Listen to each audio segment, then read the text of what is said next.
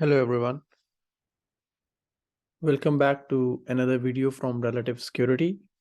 Today we are going to continue our discussion around what is SOC, and this is the second video in our course around for cybersecurity analyst. So the first thing that we're going to talk about is the SOC. If you remember the last discussion that we had in our first video, it was around that why exactly the companies or the organizations need security and what is the role of a security analyst in particular when an organization talks about a security.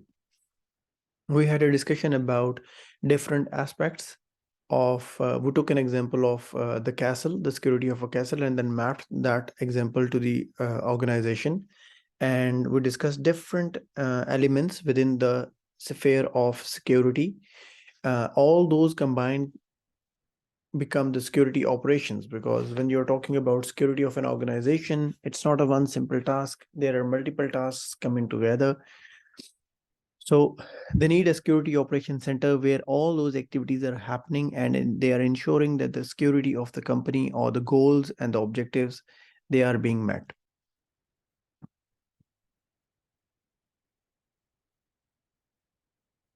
So in the last discussion, in the last video, we had identified different teams within the cybersecurity.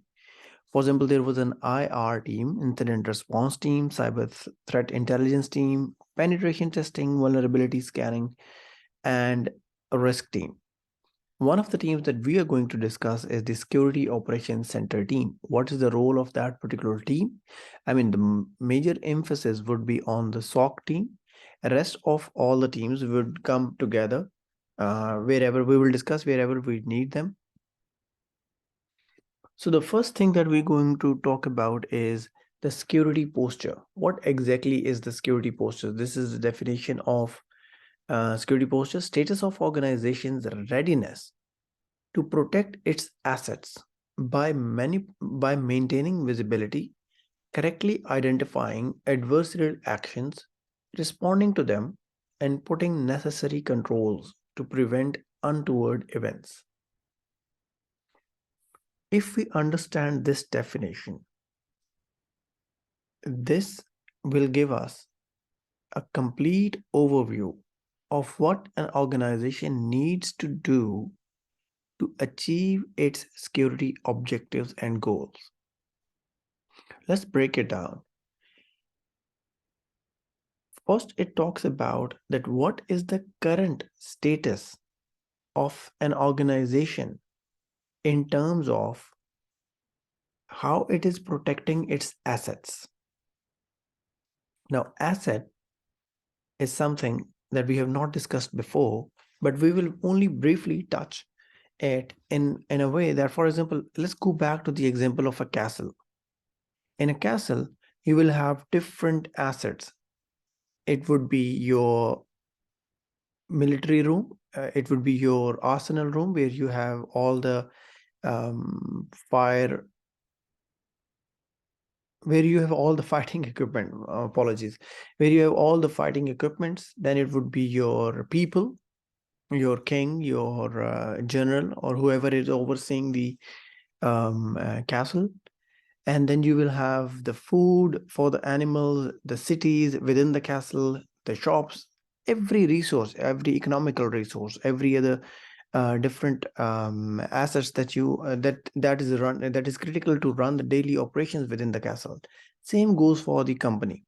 When you're talking about the assets of an organization, it would include your Windows servers, it will include your Linux servers, it will include your documentation, it will include your all the secrets, the privacy of your employees, secret documentations.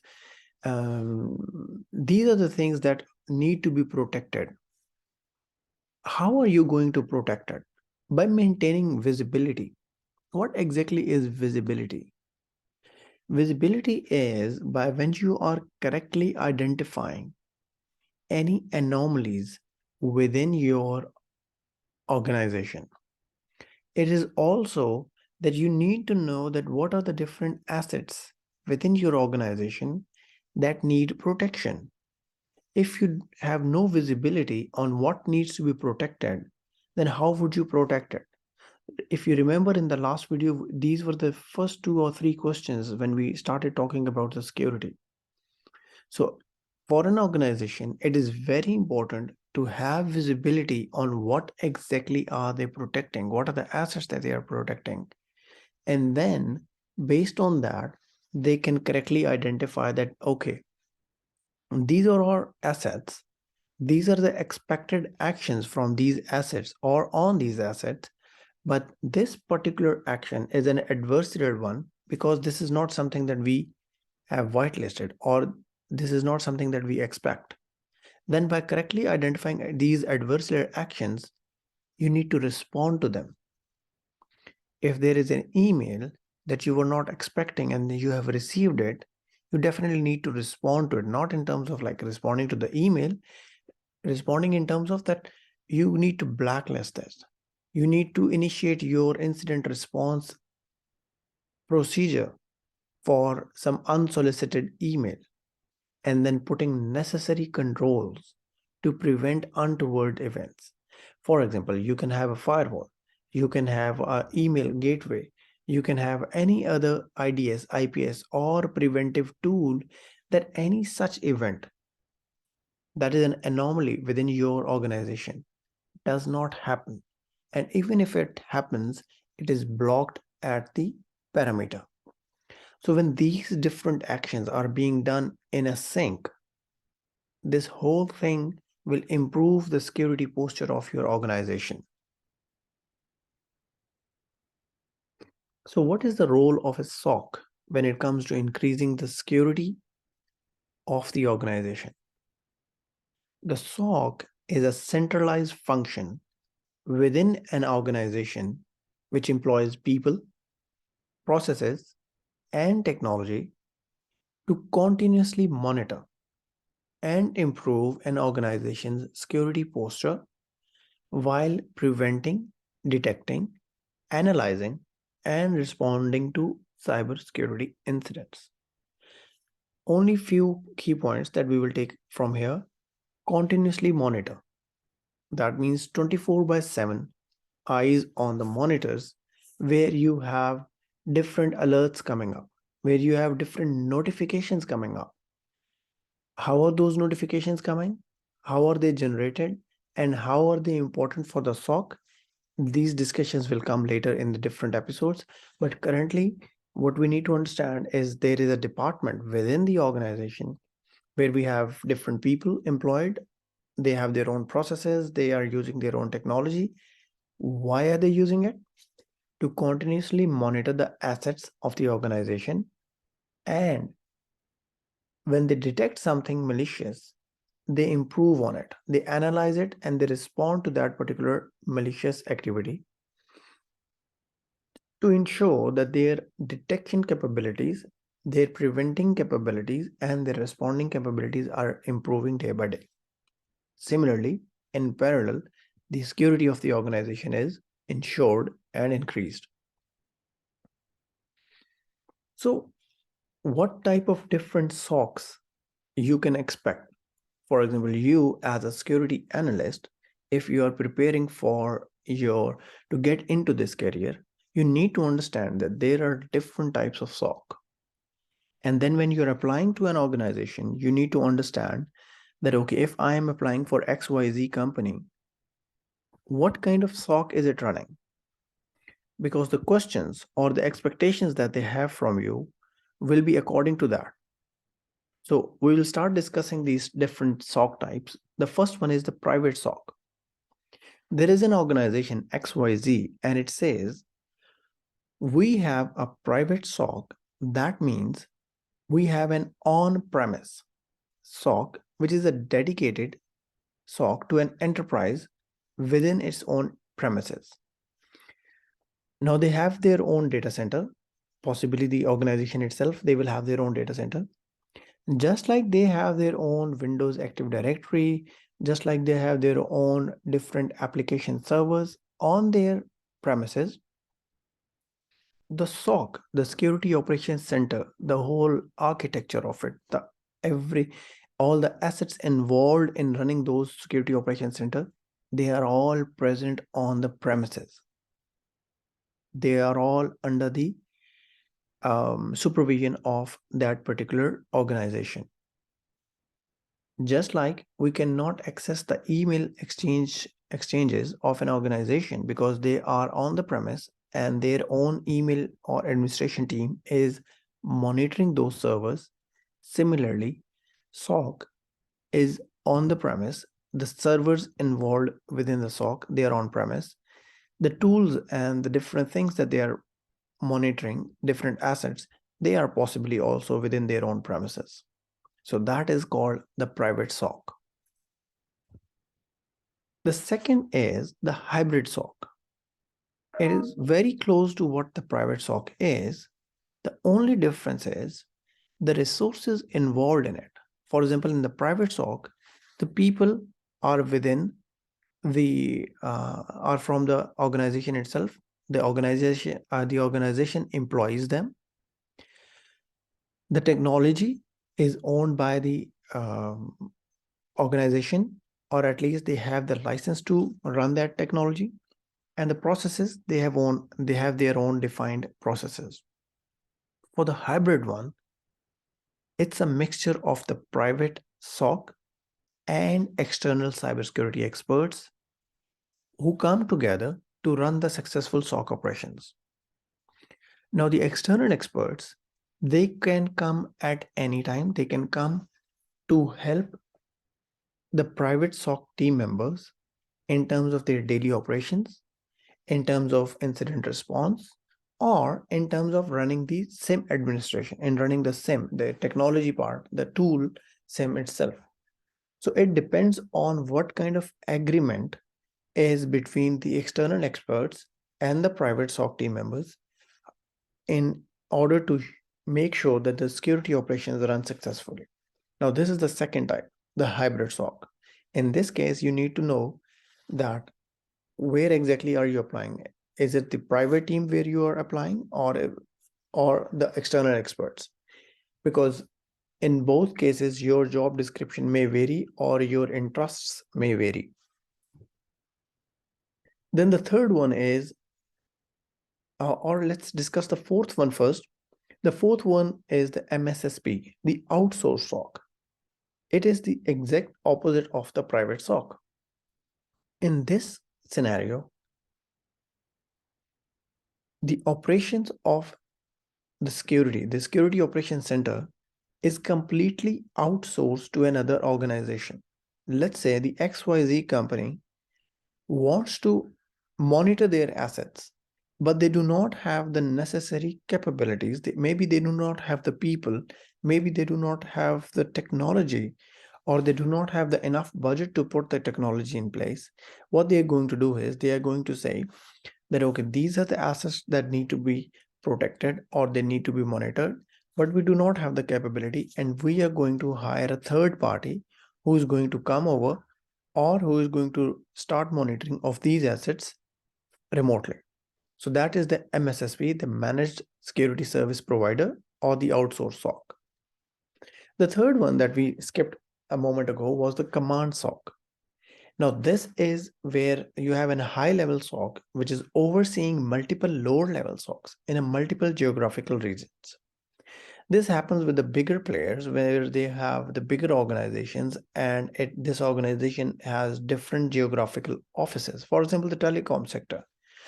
One of the telecom sector organization, maybe it is headquartered in Europe, and it has offices in Asia, Australia, America, Africa. Now, each regional office will have their own SOC. They will be monitoring locally within their own region, their own assets. However, the main parent SOC, the SOC of the SOC, would be maybe wherever the organization is headquartered. Maybe it is headquartered in Africa. So all the SOCs who are working in Asia, Australia, Europe, these all child SOCs are going to feed into the higher level SOC, which is headquartered in the Africa. Each SOC may have their own use cases, may have their own detection strategies, but they all are feeding into the main command SOC, the high level SOC, where they are monitoring the entire geographical regions and the alerts coming from them. And then you have a virtual SOC where the team is distributed across different regions and it works remotely. The team may not be available 24/7. It could be individual members who are just working as a contractual on contractual basis with your SOC.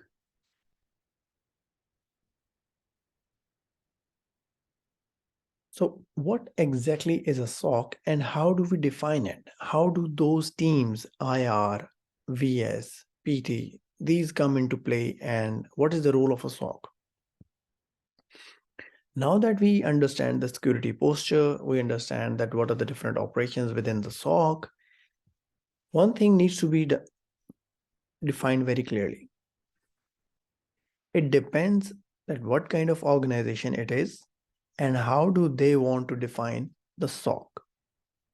Overall, SOC may have all those 4 teams under one team, under the SOC.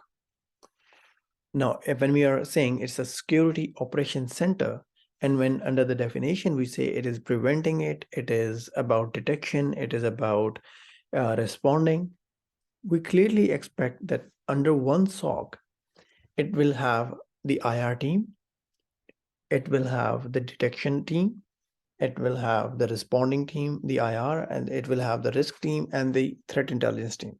However, in general, when we are talking about SOC, it's mostly talking about the events monitoring team, the detection team, where you are detecting the different assets within your own organization. So we will be focusing on, in this episode, on the detection team, the events monitoring team. So what exactly are they going to monitor?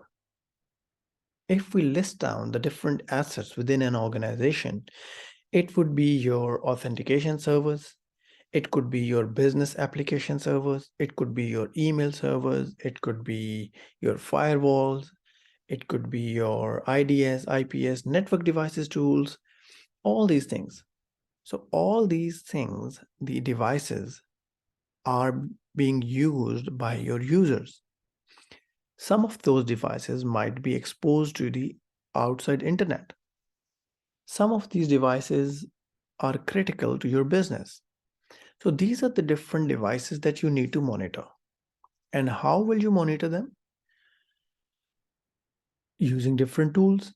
You have the basic tool within a SOC or within an events monitoring team or the detection team is a SIM. We have an entire YouTube video on YouTube, for which the link I will share below in the description, where we talk about this particular tool SIM. It's a very detailed video, and we really recommend that you, before going to the next episode, you go and watch that SIM video, because it will give you a complete overview about the monitoring, how it is done, why it is done, and even we have discussed the different technical aspects of SIM solution and different architectures from different vendors in that video. And then the next question in this is, who are you monitoring? Of course, we are monitoring our own employees, our own infrastructure, plus we are monitoring in relation to the different threat landscape, that what is exactly happening outside, and based on the different cyber attacks within our own sector in which organization is working, we can be monitoring those use cases also. Then the discussion that we started from was like, is this SOC just a detection monitoring team, or is it the combination of IR and everything? And then if it is IR also within your team, do you respond to that event, or you just escalate the issue to the IR team, which is a separate entity in some cases? So this is you have to define the process around it, that how the incident is going to be monitored, how is it going to be escalated, and how is it going to be handed over to the IR team. We have one more video regarding that what is a SOC and Security Operations Center. It's a very detailed video also, in which we talk about the different teams, the architecture of the hierarchy of the team, plus different aspects why the SOC is needed. Maybe you would like to take a look on that one also. We'll leave the video. We'll leave the link for that particular video also in the description. So the next question is that why do we need a SOC? Now, some of the reasons we have already discussed, which are highlighted here in terms of event monitoring and the threat response. There are a few more like alert ranking and management, continuous proactive monitoring, that is the job of the SOC. Then you have the compliance purposes.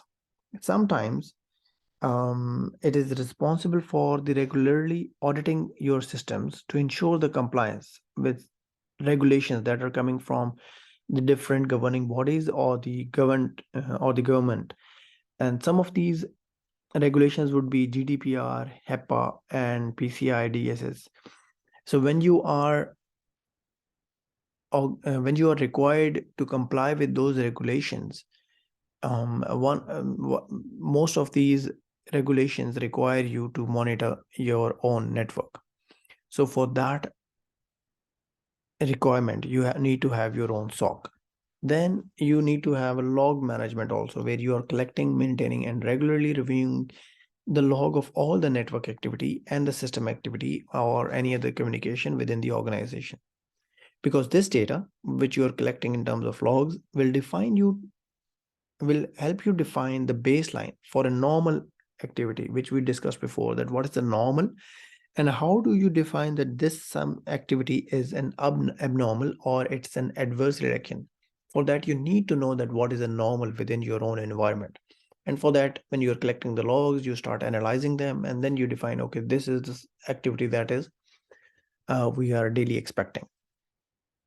And then you have events monitoring and threat response. I believe we have discussed it pretty much. Events monitoring is something that we are going to discuss in detail because when it comes to SOC analysts, this is the main job that is expected from them. In the upcoming episodes, we are going to discuss it in much further detail.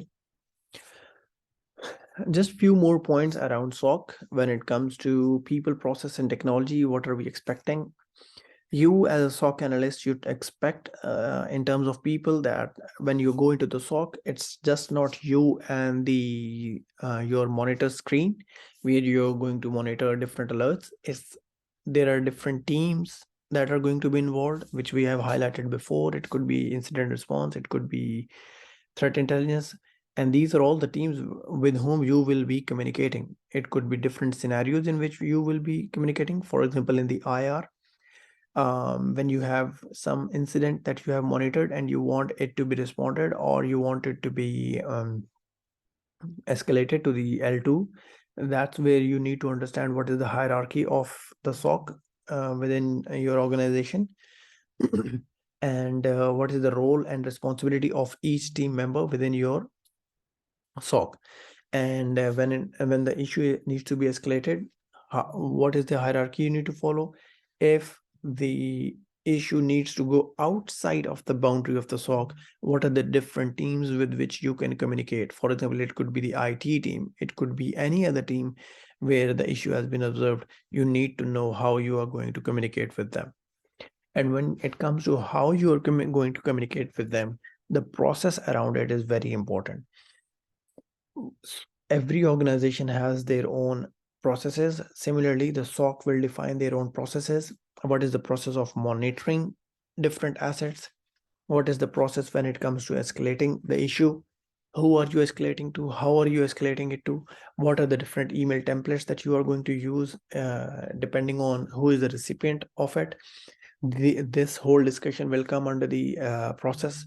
What are the reports that are being generated within the SOC, and what is the format in which the inter-team communication is going to happen? So as a SOC analyst, you need to understand all these things.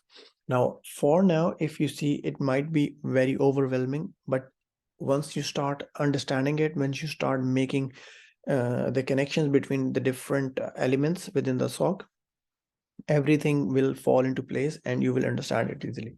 And the last part we are going to discuss would be the technology, where you have a SIM tool, which is the tool for monitoring your assets. Then you have the log sources, collection agents, collection techniques, and response tools. For this part, the technology part, I really highly recommend you to watch that. What is a SIM video? Because this will give you a complete overview around the technology. So people, process, and technology we have discussed. Just quickly, we will go through that. The basic team hierarchy. It would be a SOC analyst, L1 analyst, who is going to monitor the alerts. Then you have the L2 analyst, then you have the L3 analyst. And then on top of that, you have the SOC manager. This is the basic team hierarchy. It could vary within your own organization. It could vary based on the SOC type that you have.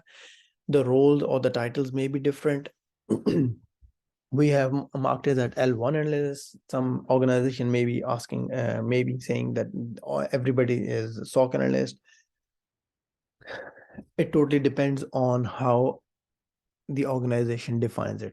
But the basic hierarchy is that at the very base, you have L1, then L2, then L3, and then the SOC managers. When it comes to processes, there are different series of actions that you need to perform. You are monitoring 24/7 the alerts coming in. When the alerts are coming in, you are performing the investigations. Then when you are doing the investigation, and if you find something malicious, you are going to escalate that to L2 or L3. And then for that, you need to know that what would be the escalation process. It could be just an email. It could be within some XYZ tool that the organization is using specifically. Then contextual information gathering is very important when it comes to investigation, because when you are investigating XYZ action, you need to not only focus on the XYZ, but you also need to understand that what was happening before and after that particular action. And other than before and after, you also need to understand that what is the information available online for that particular event happening. Then once the incident has been declared, who declares the incident? How is it going to be? Are you responsible for declaring the incident, or you have to discuss, or you have to take an approval from the L3 to declare an incident? Who do you report this incident to? And how the reports are being shared? Is it the just one report per month? These are all the things that you will understand when you step into the SOC of any organization. But for you, it is very important that you are understanding it right now, that these are the different actions or the different activities that are happening within the SOC that you can expect. And then the asset discovery is one more thing. It's a very important thing, but we will discuss it afterwards. So these are the different things I hope will be very helpful for you when you are learning to become a very good security analyst. I understand that most of the students expect that when you are talking about a course within the security analyst, you are just talking about the technology. But believe me, I really want to go to the technology part as well. But what we are going to discuss, but what we are discussing right now is very important, because if you are not understanding the environment in which you are stepping in, believe me, only the technology is not going to help you. If you are not understanding the process around it, if you do not have the information about the right people to engage with when there's an investigation, it will be a very critical situation, and you will be in a very big problem if you do not understand the process and the people part of it. And if you are an expert within the technology domain only, it will be a challenge for you. So these episodes that we are covering right now, these are the basics of the SOC, which every analyst needs to understand. And I hope these are helpful for you guys. And if they are, please don't forget to subscribe our channel. And thank you so much for your time.